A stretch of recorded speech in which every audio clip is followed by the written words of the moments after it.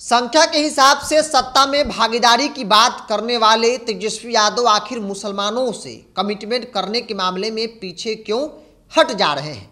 Congress party ने जैसे ही मुसलमानों को लेकर शर्त रखा, राष्ट्रीय जनता दल बैकफुट पर आ गई।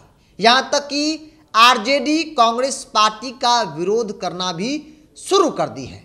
सवाल है कि क्या आरजेडी सिर्फ मुसलमानों का वोट लेना चाहती है?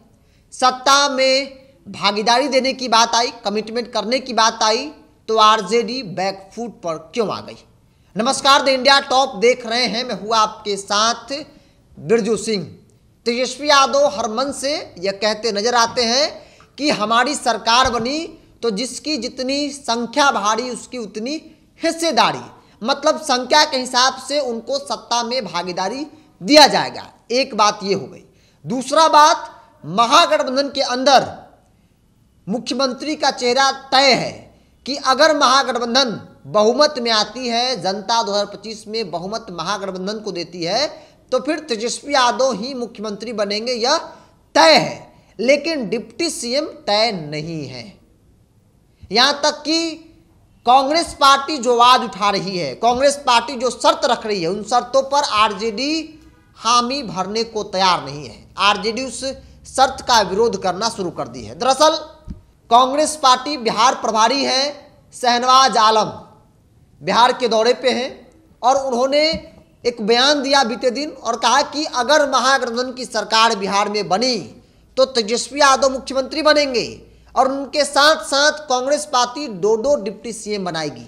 एक मुसलमान समाज से, दूसरा अपर कास्ट राजपूत ब्राह्मण भूमिहार से किसी एक को डिप्टी सीएम बनाया जाएगा। मतलब 2 डिप्टी सीएम होंगे, एक मुसलमान जिनकी बड़ी आबादी है। और तेजस्वी यादव कहते हैं कि संख्या के हिसाब से भागीदारी, तो मतलब कि यादवों की जो 14% आबादी है वो मुख्यमंत्री बनेगा और जिनकी 14% से अधिक की आबादी है, जो आपको वोट करता है, वो उनको डिप्टी सीएम भी नहीं बनाया जाएगा। और इसीलिए सवाल है, क्योंकि कांग्रेस पार्टी ने जैसे ही शर्त रखा, आरजेडी ने इन शर्तों का विरोध करना शुरू कर दिया। आमतौर पे राष्ट्रीय जनता दल का जो कोर वोट बैंक माना जाता है वो मुस्लिम और यादवों को कहा जाता है कि मुसलमान और यादव तेजस्वी यादव हैं तो यादव उनके साथ किसी भी हाल में है, लालू प्रसाद यादव हैं तो किसी भी हाल में है। मुसलमान भाजपा को वोट न कर एनडीए गठबंधन को वोट न करके मास लेवल पर वोट जो है वो आरजेडी को मिलता है।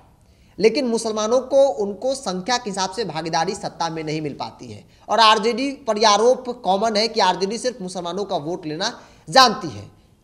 क्योंकि मुसलमान वोट इंडिया गठबंधन को करते हैं, महागठबंधन को करते हैं, तो जाहिर सी बात है कि अगर कांग्रेस पार्टी ने यह सवाल खड़ा किया कि भाई मिलना चाहिए, हम 2 डिप्टी से बनाएंगे, तो तेजस्वी यादव की पार्टी हाँ भी नहीं भरना चाहती है। तेजस्वी यादव की पार्टी आरजेडी किसी भी हाल में मुसलमानों को डिप्टी सीएम नहीं बनाना चाहती है और इसीलिए अगर बनाना चाहती तो फिर आरजेडी बयान का विरोध नहीं करती, बल्कि आरजेडी की तरफ से कहा जाता कि बिल्कुल समय आएगा तो तय कर लिया जाएगा। बल्कि आरजेडी कह रही है कि कौन डिप्टी सीएम बनेगा कौन नहीं बनेगा यह शहनवाज आलम नहीं तय करेंगे, बल्कि गठबंधन के बड़े नेता तय करेंगे।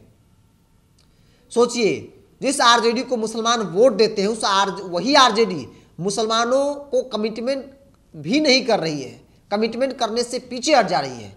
हालांकि कांग्रेस पार्टी डंके की चोट पर कह रही है कि 2 डिप्टी सीएम होंगे, एक मुसलमान और दूसरा अपर कास्ट। क्योंकि बिहार में कांग्रेस के इतिहास को आप देखेंगे तो मुसलमान मास लेवल पर, राष्ट्रीय स्तर पर कांग्रेस को तो वोट करता ही करता है। साथ ही साथ बिहार में कांग्रेस का इतिहास का जो कोर वोट बैंक जो रहा है वो दलित और अपर कास्ट रहे हैं।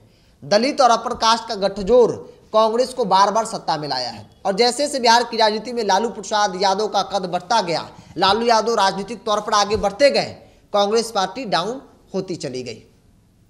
और कांग्रेस ने अब जो है ऐलान कर दिया कि मुसलमान को डिप्टी सीएम बनाएंगे और एक अपर कास्ट से बनाएंगे। और अपर कास्ट मुसलमान के मामलों में खास तौर पे मुसलमानों को लेकर आरजेडी बिल्कुल जो है वो बैकफुट पर है। आरजेडी साफ साफ शब्दों में कह रही है कि कौन बनेगा कौन नहीं बनेगा यह अभी से तय नहीं होगा। मतलब कि वादा भी नहीं कर रही है कि हाँ बनाएंगे आपको, आप हमको वोट करते हैं तो हम भी आपके किसी नेता को, आपके कम्युनिटी से आने वाले किसी नेता को बड़ा पद जो है, बड़ा कद जो है वो सरकार में दिया जाएगा।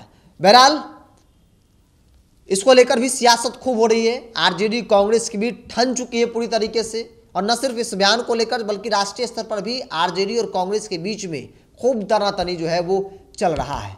आप क्या सोचते हैं? आप अपनी राय को कमेंट्स बॉक्स में रखिए। अगर आप मेरे चैनल को यूट्यूब पर देख रहे हैं तो सब्सक्राइब कर लीजिए, फेसबुक पर देखें तो पेज को लाइक और फॉलो कर लीजिए।